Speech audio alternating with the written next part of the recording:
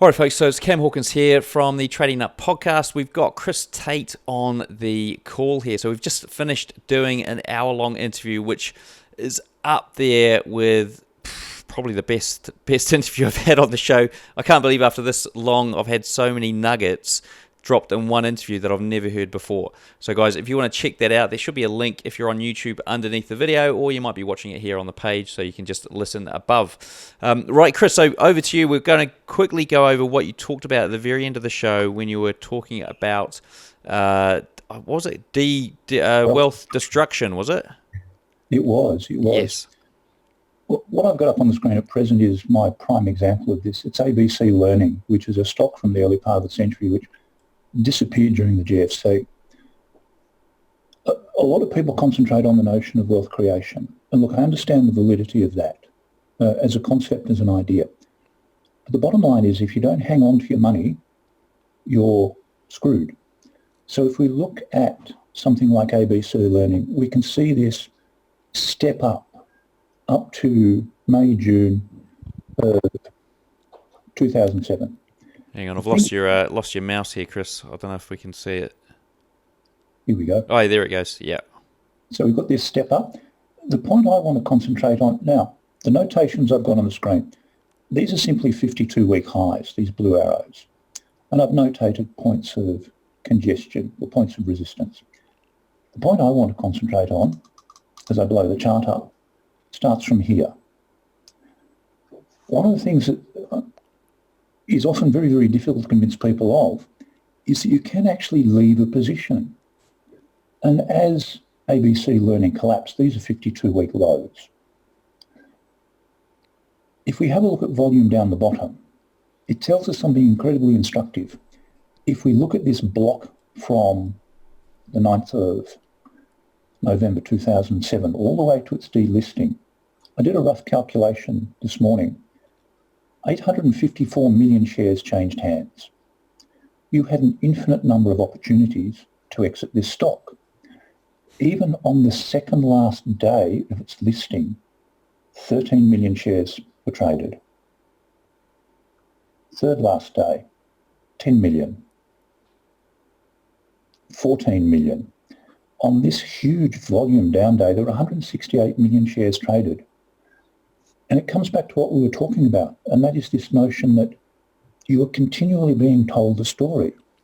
And if you see something like this on the chart, the thing you're being told is simple. Leave. Yep. Don't hang around.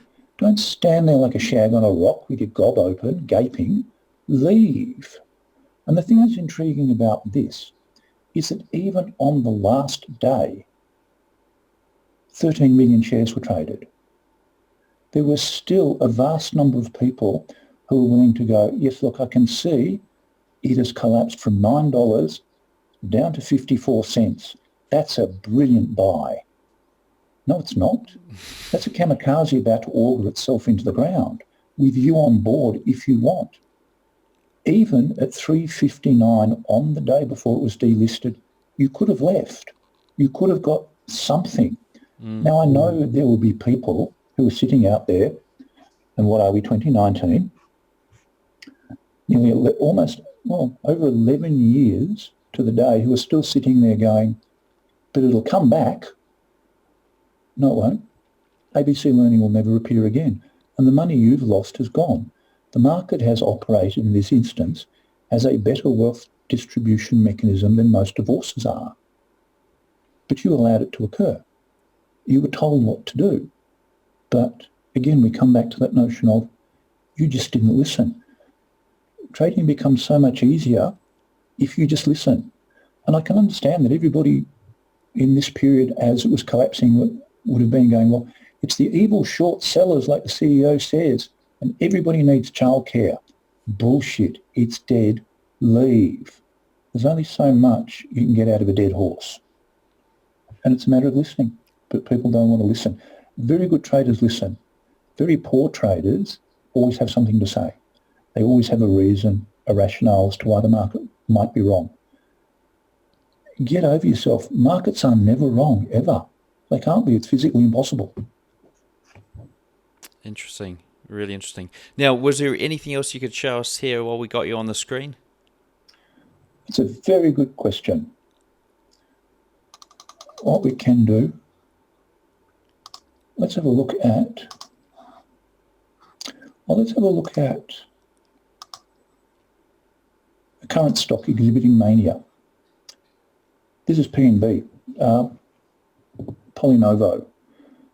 One of the things that's intriguing about markets is, again, and this is just 52-week highs plotted with a continuously plotted trailing stop, is that whilst prices will move much further than you can ever imagine, there comes a point, though, at which you have to make a judgment and say that the stock is exhibiting mania. When we look at this, you can see there's a, if I blow it up, extended period of congestion. Stock then explodes, and the stock effectively goes up 5-6-fold in the space of 3 months. One of the things we have to accept is that some bursts of market behaviour are abnormal. Now, what does that mean? It means that if you're not already involved, the chances of your involvement being successful drop simply because of the volatility within the system. Your edge is degraded and eroded.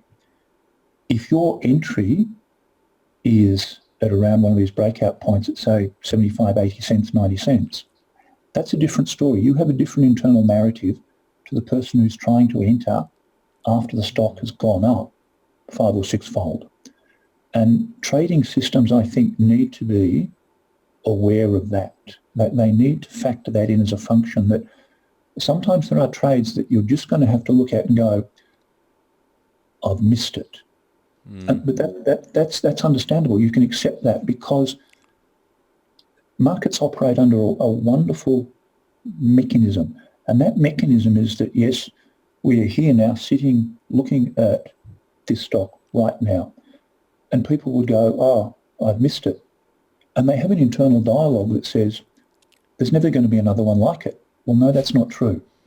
There will be hundreds in your trading career like it. And there'll be hundreds that you spot when they are making these initial breakouts from, 60 cents, 70 cents, 80 cents, as they hit towards $2. There are times when you just have to go, I've missed it, I'll wait for the next one. Because there's little to be gained by taking suboptimal trades where your edge has been eroded by market activity. And that's a difficult lesson to learn. And it's quite hard for people because we have this, we have FOMO, fear of missing out. Yeah. I've said one of the things on my list of that I've made recently is as a trader, missing trades is part of trading. That is literally part of it.